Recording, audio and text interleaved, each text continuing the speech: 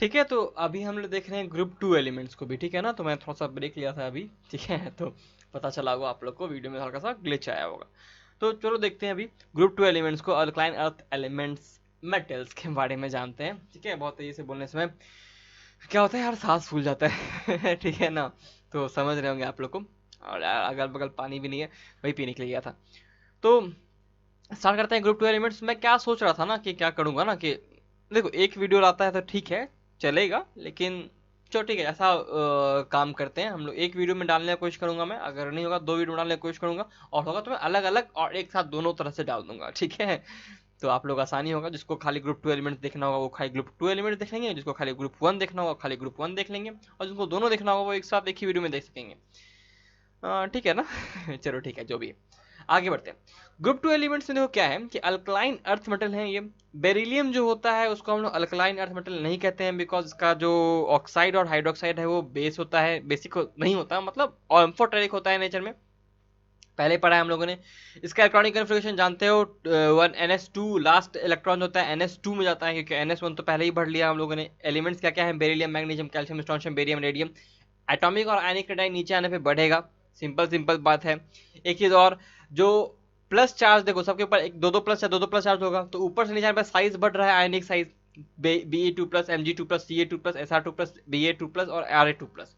मैंने कुछ दिन पहले रेडियम के बारे में बताया था कि रेडियम जो होता है उसने उसको किसने डिस्कवर किया था, तो मैडम क्यूरी ने डिस्कवर किया था, ठीक है ना। अभी मेरे पास क्वेश्चन पूछने का टाइम नहीं है कि आपका जवाब सुनने के लिए मैं रुकूं, ठीक है। तो इसलिए आंसर जल्दी जल्दी सोचते चले जाना है अपने दिमाग में। तो Be2 plus, Mg2 plus, Ca2 plus, Sr2 plus, Ba2 plus, Ra2 plus. तो ये जितने भी एलिमेंट्स हैं इनका जो साइज है नीचे की ओर बढ़ रहा है, इसका मतलब हाइड्रेशन एनर्जी जो होती है, हाइड्रेशन इंथैल्पी जो होती है नीचे की ओर घटेगी। Be2 प्लस का हाइड्रेशन इंथैल्पी जो होगा बहुत ज्यादा होगा, ठीक है, इतना समझ में आ गया। अब देखो क्या है यहाँ पे डेंसिटी का, डेंसिटी का कोई जनरल पैटर्न नहीं है, डेंसिटी का कोई भी जनरल पैटर्न नहीं है। सबसे ज्यादा डेंसर कौन सा है, बेरियम दिख रहा है, नीचे आने पे आपको दिख रहा है कि बढ़ रहा है, लेकिन यहाँ पे देखो हल्का सा चेंज है, 1.84 का 1.74, फिर 1.55, फिर 2.63। तो यहाँ पे देखो क्या हो रहा है, 84 के बाद 74 घटा, फिर 255 घट गया, फिर 2.60, तो बढ़ गया ना, यहाँ पे तो चेंज हो गया ना। तो डेंसिटी घट, नीचे जाने पे बढ़ना चाहिए था, घटना चाहिए था, लेकिन ऐसा कुछ भी नहीं हो रहा, ठीक है ना, कहीं बढ़ जा रहा है कहीं घट जा रहा है। ऊपर जब हमने देखा था लिथियम वाला जो मेटल था, वहां पे डेंसिटी जो नीचे की ओर जा रहे थे तो क्या हो रहा था, बढ़ रहा था ना। और पोटेशियम का जो डेंसिटी था वो कम था सोडियम से, सोडियम का डेंसिटी ज्यादा था, यानी कि लिथियम से ज्यादा किसका था, पोटेशियम, पोटेशियम ज्यादा किसका डेंसिटी था, सोडियम का, फिर एंड सो ऑन, ठीक है।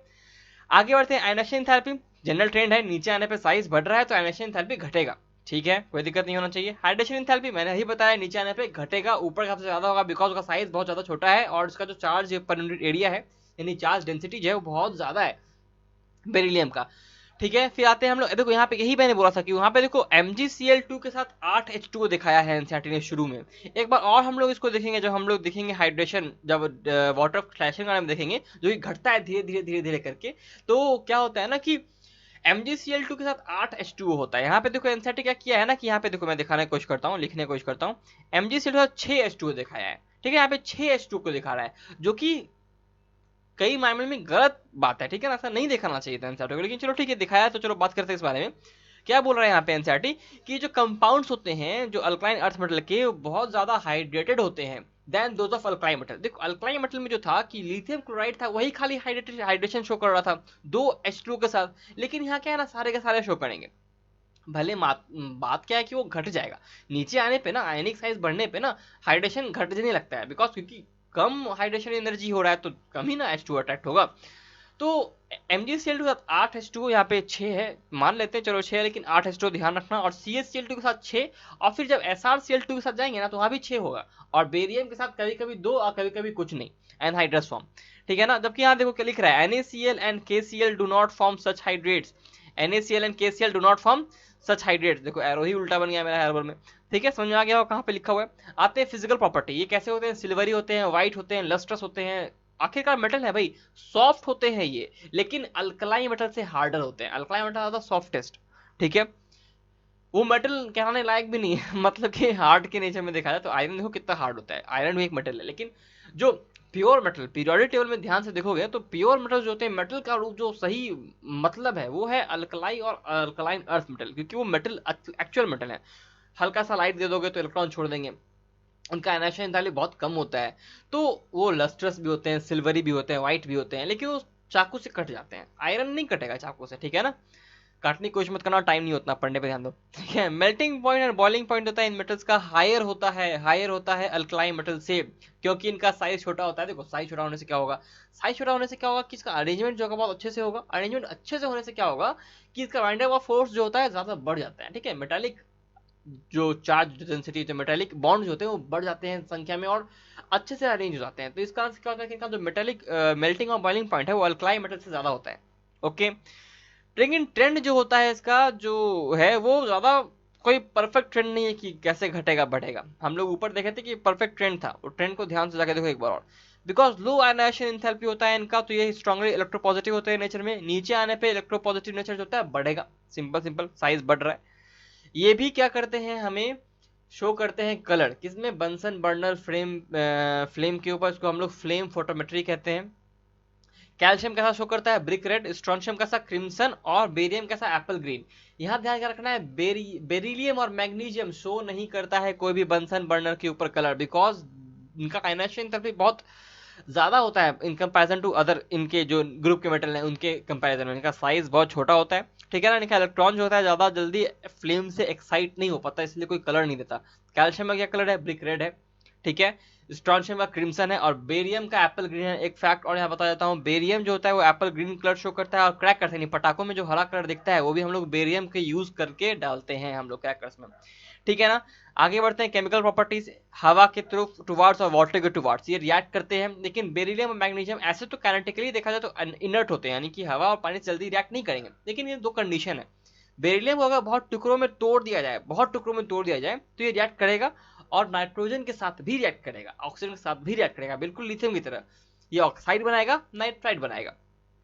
मैग्नीशियम को अगर हल्का सा हीट दिया जाए तो वो भी ब्रिलियंस के साथ एयर में जलता है, मैग्नीशियम ऑक्साइड और मैग्नीशियम नाइट्राइड बनाता है, एकदम लिथियम की तरह। देखो बेरिलियम और मैग्नीशियम दोनों के दोनों कैरेक्टर लिथियम की तरह शो कर रहे हैं, सिर्फ सिर्फ मैग्नीशियम ही नहीं शो कर रहा, ठीक है ना।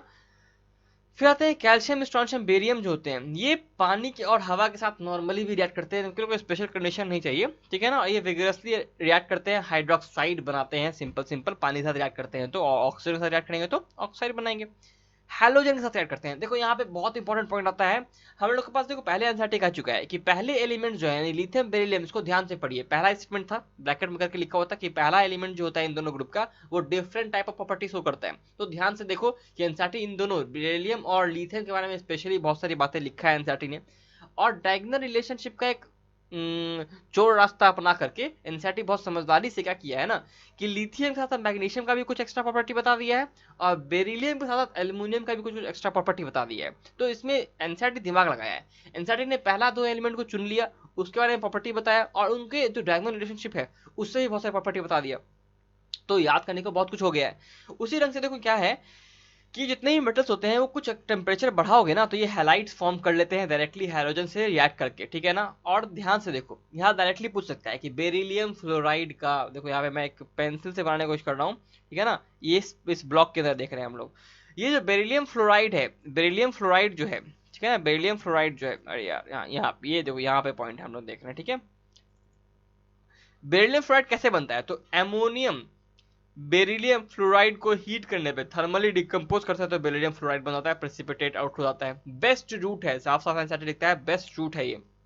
BeCl2 यानी बेरिलियम क्लोराइड कैसे बनता है, तो ऑक्साइड को हीट करने पे कार्बन और क्लोराइड के प्रेजेंस में BeCl2 बन जाता है, कार्बन मोनोऑक्साइड भी निकलता है, मैंने बादल के अंदर दिखाया है स्पॉट को। फिर आते हैं हाइड्रोजन पे, तो हाइड्रोजन के साथ भी ये मेटल रिएक्ट करके हाइड्राइड बनाते हैं, लेकिन BeH2 नॉर्मली नहीं बनता है, बाकी सारे बनाएंगे। एनोमेलस प्रॉपर्टी फिर से यहाँ पे दिख रहा है आपको, नहीं बनता है BeH2, लेकिन BeH2 को बनाया जा सकता है डायरेक्टली रिएक्ट करके H2 से नहीं, लेकिन हाँ बेरिलियम क्लोराइड को, जिसको आपने पहले ही आपने बनाने सीखा है, बेरिलियम ऑक्साइड से कार्बन Cl2 हीट देकर के बेरिलियम क्लोराइड बनता है। इसी बेरिलियम क्लोराइड को अगर हम लोग लिथियम एल्यूमिनियम हाइड्राइड यानी LiAlH4 में डालें, यानी एक तरह का रिड्यूसिंग एजेंट है जो, उससे हम लोग को BeH2 मिल सकता है, LiCl AlCl3 के साथ मिलेगा। एसिड के साथ भी रिएक्ट करते हैं, ये सिंपल सिंपल बेस के रूप में रिएक्ट करते हैं और ये हैलाइड बनाते हैं, ठीक है ना। डाइहाइड्रोजन यानी कि H2 गैस को ये निकालते हैं अपने रिएक्शन में। रिड्यूसिंग नेचर इनका ज्यादा होता है corresponding alkali sorry reducing power जो होता है इनका कम होता है अल्कलाई मेटल के रूप में, ठीक है। तो ऑब्वियस सी बात है रिड्यूसिंग पावर जो है इसका कम होगा। रीजन सिंपल सा बात है, क्या यहाँ पे 2 इलेक्ट्रॉन को रिमूव करना है हम लोग को, वहाँ पे 1 इलेक्ट्रॉन को रिमूव करना था, ठीक है ना। इसका साइज थोड़ा सा छोटा हो जाता है, तो इलेक्ट्रॉन रिमूव करने में थोड़ा सा नखरा दिखाता है ये, ठीक है ना। और पहला वाला जो ग्रुप है जो अल्कलाई मेटल का है वो थोड़ा सा साइज बड़ा होता है, जो कि आपको पता है कि जब हम लोग लेफ्ट से राइट जाते हैं पीरियोडिक टेबल में तो साइज जो होता है छोटा होता है, ठीक है, क्लियर। तो रिड्यूसिंग पावर जो होगा ऐसा कम होगा अल्कलाई मेटल के करस्पॉन्डिंग में, ठीक है। फिर आगे बढ़ते हैं।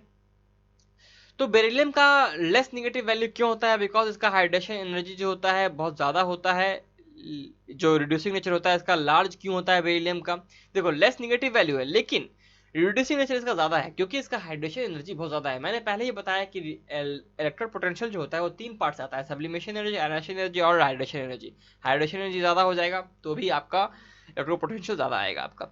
फिर आते हैं हम लोग सॉल्यूशन ऑफ अमोनिया। पहले ही हमने बात किया था इस बारे में कि वो जो था वो डीप ब्लू था, ये deep blue black colour solution दिखाएगा। ये भी आपका क्या कर सकते हैं उसको कंडक्टिंग होगा नेचर में, ठीक है ना। ये भी पैरामैग्नेटिक होगा सॉल्यूशन बिकॉज यहाँ पे भी इलेक्ट्रॉन्स हैं हमारे पास, ठीक है ना, इसको ध्यान रखना है। वहाँ पे बताओ क्या है, जब कंसंट्रेटेड था तो वहाँ पैरामैग्नेटिक नहीं डायमैग्नेटिक मिल रहा था और कलर था ब्रॉन्ज ना कि ब्लू। यहाँ इस पॉइंट से यहाँ पे ध्यान क्या रखना है, यहाँ पे क्या एक पॉइंट है यहाँ पे कि देखो अमोनिएट्स निकल सकता है, यहाँ से अमोनिएट्स हमारे पास निकल सकता है, इस चीज को ध्यान रखना है, ठीक है। हम लोग यहाँ पे अमोनिएट्स इन सॉल्यूशन से निकाल सकते हैं। आगे बढ़ते हैं, यहाँ पे कुछ इसका यूज देखते हैं। कॉपर बेरिलियम का एलॉय होता है, बेरिलियम को हम लोग बहुत सारे एलॉय में यूज करते हैं। कॉपर बेरिलियम का एलॉय हम लोग हाई टेंसाइल स्प्रिंग बनाने के लिए यूज करते हैं, ठीक है। मेटेलिक बेरिलियम को यूज करते हैं हम लोग एक्सरे ट्यूब्स बनाने के लिए, विंडोज बनाने के लिए, एक्सरे ट्यूब का विंडो बनाने के लिए। फिर मैग्नीशियम के साथ बहुत सारे एलॉय बनाते हैं, आप लोग को याद ढूंढ के रखना पड़ेगा मैग्नीशियम एल्यूमिनियम के साथ एलॉय क्या बनाता है, उसका नाम क्या है। मैग्नीशियम का जिंक के साथ, मैग्नीशियम का मैग्नीज के साथ, मैग्नीशियम का टीन के साथ आपको ढूंढना पड़ेगा, ठीक है। ढूंढ के रखिए इसको ध्यान से, आप कुछ काम कीजिए, ठीक है। हालांकि मैं बताऊंगा आपको इस बारे में बताऊंगा, मैं टेंशन नहीं लेना है, लेकिन आपको एक बार ढूंढना है। इस वीडियो में आपको ये चीज नहीं मिलेगा, इतना मैं बता देता हूँ, अगले वीडियो में मिलेगा जब आएगा तब, ठीक है। तो मैग्नीशियम पाउडर जो होता है और रिबन जो होता है इसका हम लोग फ्लैश पाउडर के रूप में यूज करते हैं बिकॉज मैग्नीशियम का पाउडर जो और रिबन जो है बहुत ज्यादा लाइट के साथ बर्न होता है, व्हाइट लाइट का व्हाइट फ्लेम के साथ बर्न होता है, ये ध्यान रखना है। Suspension of magnesium milk of magnesia कहलाता है। उसी तरह से सस्पेंशन ऑफ मैग्नीशियम हाइड्रोक्साइड, उसी तरह से कैल्शियम हाइड्रोक्साइड का सस्पेंशन होता है ना, उसको हम लोग मिल्क ऑफ लाइम कहते हैं। उसी तरह से suspension of magnesium hydroxide milk of magnesia कहलाता है। दोनों देखो मिल्क ऑफ है, ठीक है ना। ये मिल्क ऑफ मैग्नीशिया है, मैग्नीशियम हाइड्रोक्साइड, और calcium hydroxide milk of lime है। ये एंटासिड होता है मेडिसिन, जब एसिडिटी होती है तो इसको यूज कर सकते हैं हम लोग। मैग्नीशियम कार्बोनेट को हम लोग टूथपेस्ट में भी इस्तेमाल करते हैं, ठीक है। कैल्शियम का हम लोग एक्सट्रैक्शन ऑफ मेटल में इस्तेमाल करते हैं, रेडियम का हम लोग रेडियोथेरेपी में इस्तेमाल करते हैं, ठीक है। आगे बढ़ते हैं, ग्रुप 2 जो है हमारा उसके बारे में कुछ कंपाउंड्स के बारे में बात करेंगे हम लोग। देखो ग्रुप 2 एलिमेंट्स जो होते हैं ना वो लेस आयनिक होते हैं अपने अल्कलाई मेटल से। लेस आयनिक क्यों है? रीजन सिंपल सा बात है, साइज छोटा है, चार्ज ज्यादा है, तो इसका जो पोलराइजिंग पावर होगा ज्यादा होगा, तो फजल्स रूल से ज्यादा कोवेलेंट नेचर कंपाउंड बनाने में साथ देंगे, लेस आयनिक हो जाएंगे, ठीक है ना। उसी तरह से ऑक्साइड जो होता है बेरिलियम मैग्नीशियम का ज्यादातर कोवेलेंट होता है, ये ध्यान रखना है। और बाकी एलिमेंट्स का जो होता है उनसे ज्यादातर ये कोवेलेंट होता है, ठीक है। आते हैं ऑक्साइड हाइड्रोक्साइड में बात करते हैं इसके बारे में हम लोग। तो ऑक्साइड और हाइड्रोक्साइड जो होते हैं अल्काइन अर्थ मेटल के, ऑक्सीजन में बर्न होते हैं तो बनते हैं। बीईओ यानी कि बेरिलियम ऑक्साइड का स्ट्रक्चर जो होता है वो रॉक साल्ट नहीं होता है, बाकी सारे का रॉक साल्ट स्ट्रक्चर होता है। इंपॉर्टेंट पॉइंट है, देखो एनसीईआरटी अलग से लिख रहा है रॉक साल्ट स्ट्रक्चर, कहीं और कहीं जिक्र नहीं किया।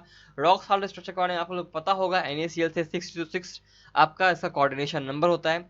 बीईओ जो होता है एसेंशियली कोवेलेंट है नेचर में, ध्यान रखना है, बीईओ एसेंशियली कोवेलेंट है नेचर में। Enthalpy of formation of oxide जो होता है क्वाइट हाई होता है, क्योंकि इंथैल्पी ऑफ फॉर्मेशन बहुत ज्यादा है इसीलिए स्टेबल भी होते हैं हीट के लिए। बीईओ एक एम्फोटेरिक ऑक्साइड है, व्हाइट रंग का होता है, ध्यान रखना है इस चीज को।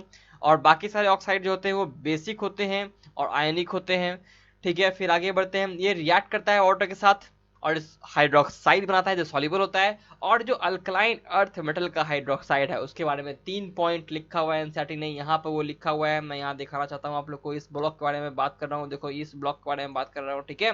ध्यान से देखो, इस ब्लॉक को पढ़ो। Solubility, thermal stability and basic character जो होता है हाइड्रोक्साइड का ऊपर से नीचे आने पे बढ़ता है, यानी कि सॉल्युबिलिटी जो होगा जब नीचे आएंगे तो बढ़ेगा, थर्मल स्टेबिलिटी बढ़ेगा, बेसिक कैरेक्टर भी बढ़ेगा। इस तीनों पॉइंट को डायरेक्टली याद रखना है, ठीक है। लेस बेसिक होगा, लेस स्टेबल होगा, देखो the alkaline earth metal of hydroxide are less basic and less stable than alkaline metal hydroxide, यानी कि जो अल्कलाइन मेटल का हाइड्रोक्साइड होता है ना, उससे लेस बेसिक है, उससे लेस स्टेबल है, लेकिन फिर भी ये ध्यान रखना है कि नीचे आने पे इसका सॉल्युबिलिटी, थर्मल स्टेबिलिटी और बेसिक फैक्टर बढ़ेगा। अब लेस बेसिक क्यों है? सिंपल सिंपल बात है, आयन साइज बड़ा है, पोलराइजेशन ज्यादा होगा, जिससे ज्यादा पोलराइजेशन होगा एसिडिक फैक्टर ज्यादा शो करने लगेगा और बेसिक फैक्टर कम शो करेगा। सारा का सारा एक ही पॉइंट पे आता है भैया, साइज और चार्ज पे, ठीक है।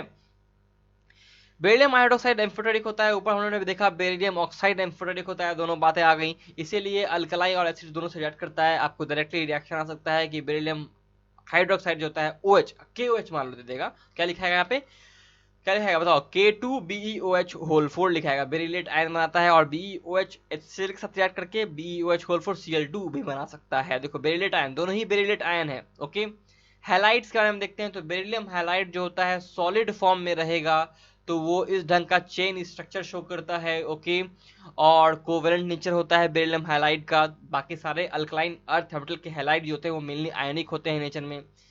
फिर जो वेपर स्टेट में BeCl2 आता है, तो क्लोराइड ब्रिज से डाइमराइज करके दो BeCl2 मिलकर बनाता है, ठीक है ना। कहने का मतलब मान लो कि ये बस दो ही BeCl2 यहाँ पे देखो और बाकी BeCl2 को हटा दो, तो ऐसे करके कुछ दो ये बनाएगा क्या, एक डाइमराइज फॉर्म बनाएगा। इसी तरह से AlCl3 भी डाइमराइज फॉर्म बनाता है। फिर यहाँ पे देखो कि जब हम लोग 1200 केल्विन के ऊपर टेम्परेचर ले जाते हैं, तो BeCl2 का जो डाइमर फॉर्म है वो टूट जाता है और मोनोमर फॉर्म बना लेता है। जो टेंडेंसी होता है इन हैलाइड्स का हाइड्रेट बनाने के लिए, नीचे आने पे घटता है, ठीक है। जैसे मैंने पहले बोला था कि नीचे आने पे घटेगा। देखो MgCl2 यहाँ पे फिर देखो आंसर दिखाता है 8H2, पहले दिखाया 6, उसके पहले दिखाया 8, यहाँ पे दो बार 8H2 दिखाया है, तो मेजोरिटी 8H2 है, ध्यान रखना है। तो 8H2 को ही मानेंगे मेनली हम लोग। फिर CaCl2 6H2, SrCl2 6H2 और BaCl2 2H2, ठीक है। यहाँ पे देखो नीचे आने पे घट रहा है वाटर ऑफ क्रिस्टलाइजेशन हमारा। डिहाइड्रेशन करने पे इन सारे के सारे क्लोराइड ब्रोमाइड आयोडाइड का हम लोग डिहाइड्रेशन जब करते हैं हीट करने पे, तो क्लोराइड ब्रोमाइड और आयोडाइड जो होता है कैल्शियम स्ट्रोंशियम बेरियम का, वो हम लोग हीट करने पे कर सकते हैं। यानी कि हम लोग अगर डिहाइड्रेशन करना हुआ तो कैल्शियम स्ट्रोंशियम बेरियम का हम लोग हीट करने से डिहाइड्रेशन कर पाएंगे। लेकिन जो बेरिलियम मैग्नीशियम का जो होता है हाइड्रेट, उसको अगर हीट करेंगे तो हाइड्रोलाइसिस कर देता है, उसको डिहाइड्रेशन वहाँ पे नहीं होता। इंपॉर्टेंट पॉइंट है, यहाँ पे डिहाइड्रेशन नहीं होता है, ठीक है। और कैल्शियम स्ट्रोंशियम बेरियम में डिहाइड्रेशन हो जाता है हीट करने पे, और बेरिलियम मैग्नीशियम में क्या होता है, हाइड्रोलाइसिस होता है, ठीक है। फ्लोराइड्स जो होते हैं इन सारे मेटल्स के, वो रिलेटिवली लेस सॉल्युबल होते हैं पानी के अंदर, और क्लोराइड जो होता है वो ज़्यादा सॉल्युबल होता है, बिकॉज फ्लोराइड का लैटिस एनर्जी बहुत ज़्यादा होगा, ओके। तो lattice energy more than hydration energy, so it is less soluble. आते हैं salts of oxy acids, oxo acids पे, तो कार्बोनेट सल्फेट नाइट्रेट्स देखेंगे हम लोग। कार्बोनेट्स के बारे में जो तो इंपॉर्टेंट पॉइंट देखते हैं, इनसॉल्युबल इन वाटर, पहला पॉइंट। नीचे आते हैं तो सॉल्युबिलिटी जो होता है घटता है जैसे जैसे हमारा मेटल आयन का साइज बढ़ेगा, यानी कि बेरिलियम से बेरियम तक आएंगे जैसे जैसे हम लोग, तो कार्बन का सॉल्युबिलिटी घटेगा। थर्मल स्टेबिलिटी जो होता है नीचे आने पे बढ़ता है, नीचे जैसे जैसे आएंगे थर्मल स्टेबिलिटी बढ़ेगा। बेरिलियम कार्बोनेट जो होता है वो अनस्टेबल होता है, मैंने पहले कहा, नीचे आने पे क्या होगा, बढ़ेगा थर्मल स्टेबिलिटी। इसका मतलब बेरिलियम जो कार्बोनेट है वो अनस्टेबल होगा, और उसको अगर हम लोग एटमॉस्फेयर में रख दें तो वो CO2 में टूट जाता है, ठीक है ना, और बेरिलियम ऑक्साइड में टूट जाता है, ध्यान रखना है, ठीक है। जितने भी कार्बोनेट होते हैं वो सारे के सारे हीट करने पे कार्बन डाइऑक्साइड ऑक्साइड देते हैं, लेकिन बेरिलियम इतना अनस्टेबल होता है कि सिर्फ और सिर्फ एटमॉस्फेयर में रखने से ही वो टूट जाता है, ठीक है। और क्या करते हैं, इसीलिए बेरिलियम ऑक्साइड, बेरिलियम कार्बोनेट को हम लोग CO2 के एटमॉस्फेयर में रखते हैं ताकि वो टूटे ना, ठीक है।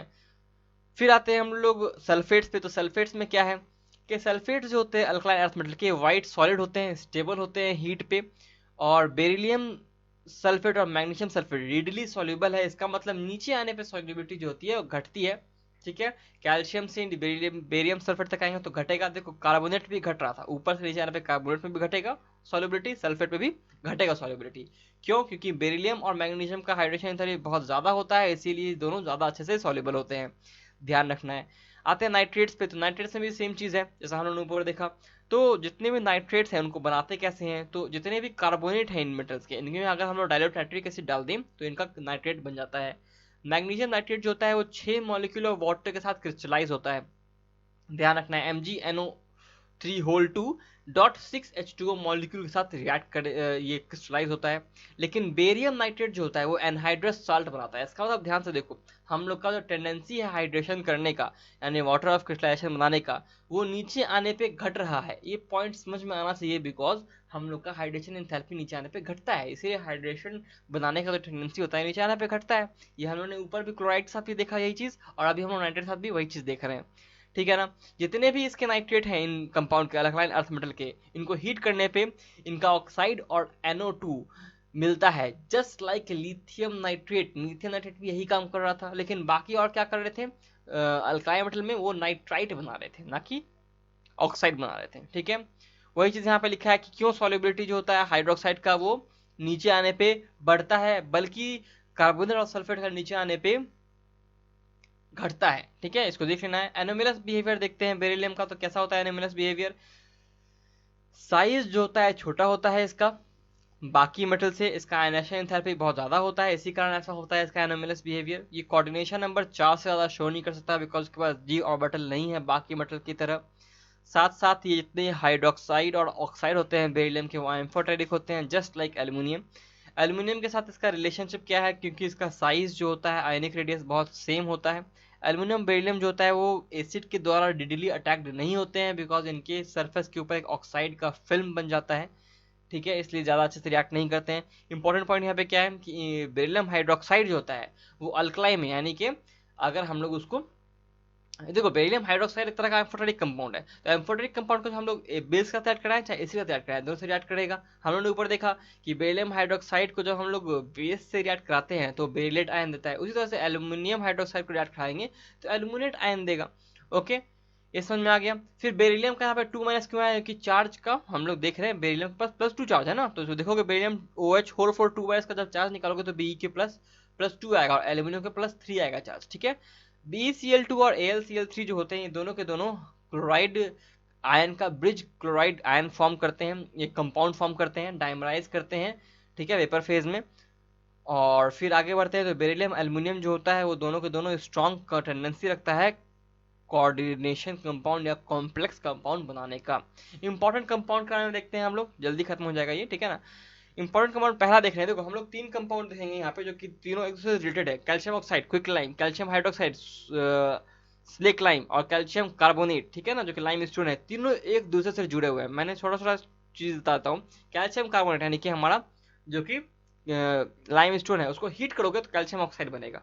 कैल्शियम ऑक्साइड को पानी में डालोगे तो वापस से कैल्शियम हमारे पास हाइड्रोक्साइड बन जाएगा, और कैल्शियम ऑक्साइड में अगर CO2 मिलाओगे तो कैल्शियम कार्बोनेट बन जाएगा।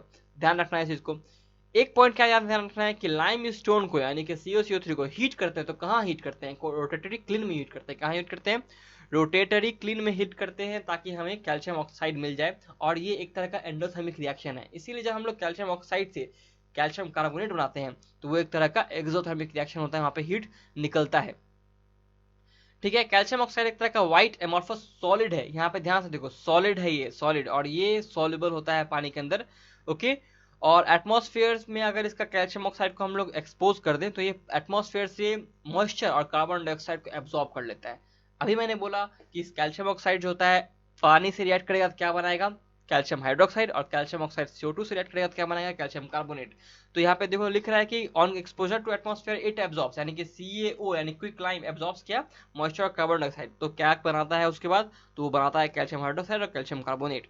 फिर आते हैं हम लोग, जो कैल्शियम ऑक्साइड होता है वो एक लंप के रूप में होता है, और इस लंप को जब हम लोग तोड़ते हैं पानी ऐड करके तो उसको हम लोग स्लेकिंग ऑफ लाइम कहते हैं। ठीक है ना, और जो पानी ऐड करते हैं तो वो जो हमारा जो लंप होता है वो टूट जाता है, उस प्रोसेस को कहते हैं स्लेकिंग ऑफ लाइम। और लंप टूटने के बाद जो कंपाउंड बनता है वो है कैल्शियम हाइड्रोक्साइड, और इसीलिए इसको हम लोग स्लेक्ड लाइम भी कहते हैं। और ये जो लंप ऑफ लाइम है इसको तोड़ने के लिए हम लोग सोडा का भी इस्तेमाल कर सकते हैं। अगर सोडा का इस्तेमाल करेंगे तो उस समय जब जो कंपाउंड बनेगा उसको सोडा लाइम कहेंगे। ठीक है ना, कैल्शियम ऑक्साइड एक बेसिक ऑक्साइड है, इसीलिए एसिडिक ऑक्साइड के साथ रिएक्ट करता है, जिसका हम लोग स्लैग फॉर्मेशन में यूज करते हैं। SiO2 के साथ रिएक्ट करके देखो, P4O2 के साथ भी रिएक्ट कर रहा है ये। ठीक है, इसका इस्तेमाल हम लोग बहुत सारे काम में करते हैं, सीमेंट बनाने में करते हैं, फिर प्यूरिफिकेशन में करते हैं शुगर का, और कैस्टिक सोडा के फॉर्मेशन में भी करते हैं। ठीक है, सोडियम कार्बोनेट के फॉर्मेशन में भी करते हैं। आते हैं कैल्शियम हाइड्रोक्साइड यानी स्लेक लाइम पे। स्लेक लाइम क्या होता है, इसको कैसे बनाते हैं हम लोग, तो पानी मिला देते हैं क्विक लाइम में, बन जाता है। ये व्हाइट एमोर्फस सॉलिड है। वो ऊपर वाला कैल्शियम ऑक्साइड क्या था, सॉलिड था, और ये पाउडर है, ठीक है, सॉरी ये पाउडर है, व्हाइट एमोर्फस पाउडर है, कैल्शियम ऑक्साइड सॉलिड था। ये पानी में बहुत कम डिजोल्व होता है, ठीक है ना। और इसका जब हम लोग सॉल्यूशन बनाते हैं तो उसको लाइम वाटर कहते हैं, सस्पेंशन बनाते हैं तो मिल्क ऑफ लाइम कहते हैं। पहले बता क्या बात कहता है हम लोग, मिल्क ऑफ मैग्नीशिया क्या था, मैग्नीशियम हाइड्रोक्साइड का सस्पेंशन, और इसका सस्पेंशन बनाएंगे तो मिल्क ऑफ लाइम, और सॉल्यूशन बनाएंगे तो लाइम वाटर कहेंगे। अब देखो, लाइम वाटर के बारे में कुछ रिएक्शन देखेंगे हम लोग, और मिल्क ऑफ लाइम का रिएक्शन अलग से देखेंगे। तो पहले लाइम वाटर के बारे में देख पढ़ते हैं हम लोग। लाइम वाटर जो होता है, उसमें जब हम लोग CO2 पास कराते हैं कुछ अमाउंट में, तो वो CaCO3 बनाता है, कैल्शियम कार्बोनेट बनाता है, ठीक है ना। और कैल्शियम कार्बोनेट चूंकि एक तरह का इनसॉल्युबल कह सकते हो कंपाउंड है, तो वो प्रेसिपिटेट आउट हो जाता है, ठीक है ना।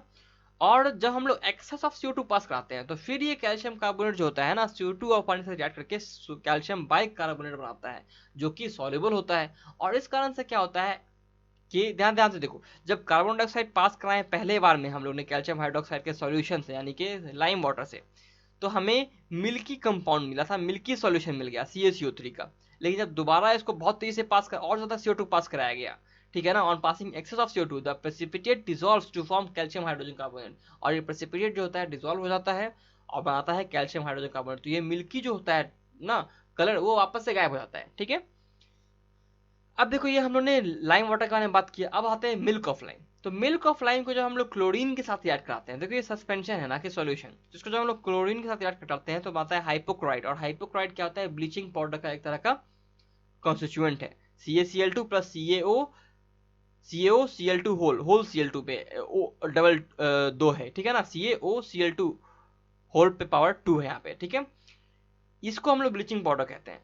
और ये जो कैल्शियम हाइड्रोक्साइड है, इसका इस्तेमाल हम लोग क्या कर रहे हैं, डिसइंफेक्टेंट होता है ही नेचर में, इसलिए इसको हम लोग व्हाइट वॉश में भी इस्तेमाल करते हैं। और क्या होता है ना कि ये CaOH2 होता है ना, ये एटमॉस्फेयर से CO2 एब्जॉर्ब करता है और CaCO3 बनाता है। इसीलिए जब आप लोग व्हाइट वॉश कराते हैं ना, तो दीवार पहले तो व्हाइट नहीं लगती है, लेकिन कुछ दिनों के बाद वो व्हाइट लगने लगती है। क्योंकि जब व्हाइट वॉश होता है तो उसमें हम लोग कैल्शियम हाइड्रोक्साइड का पेंट कर रहे होते हैं, लेकिन कुछ दिन के बाद ये CO2 के साथ रिएक्ट करके एक तरह का एमोर्फस सॉलिड बनाता है, जो कि व्हाइट कलर का होता है, और वो होता है CaCO3, ठीक है, कैल्शियम कार्बोनेट बनाता है। और वो कैल्शियम कार्बोनेट क्या है, वो कैल्शियम कार्बोनेट एक्चुअली में एक तरह का लाइम स्टोन है, चौक है, मार्बल है, उसी से और इसीलिए आपको जो व्हाइट वॉश होने के बाद दीवार जो होती है चमकती दिखाई देती है, व्हाइट रंग की दिखाई देती है।